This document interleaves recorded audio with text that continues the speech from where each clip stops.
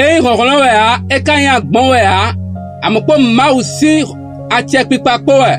Bon didiana tinu mi do egbe i rome. Do Jésus sin comme. Kwa ba lo ra santa de ngami men lo ba no khode ba ma no segbe meton e lo bono bleu de djinu me. Mini hanu do Deutéronome 9 verset 1 e wi ngulando. Moïse do Isaïe vile emi mi do tomi.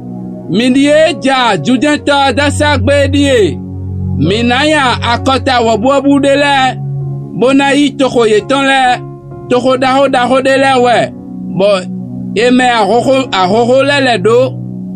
Bo e jide su akota eneo. Le sukwa rumi bo sien rumi. Bo nou andasa adona sende. Bo nou asiene wana sisewe. Bo nou intwe lobo da kota de voleme, bolo to de vomembo, me hu ganwele lile do, anamoten, lobo ize. Tio anazio, yere hu ganwele edak bon hu ene kanwe ha, nwe kanwe wende te, ado ronron lobo di noa, lobo di nou, lobo se tonu, me edak bon hu nou le biye ma ou mavamavoa. Tonu si sewe na zomba nasi hudu do kento to le di, wano poka menu mini khode.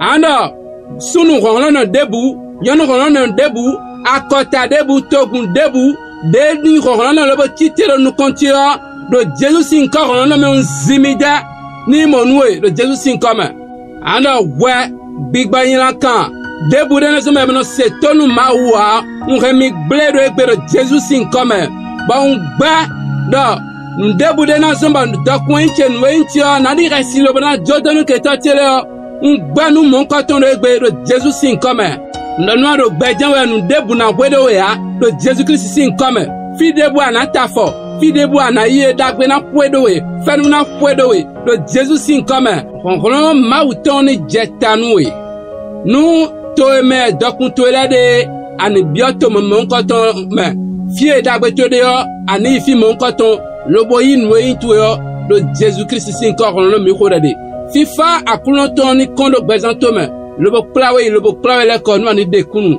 ami kezeme gbeton ni yonwe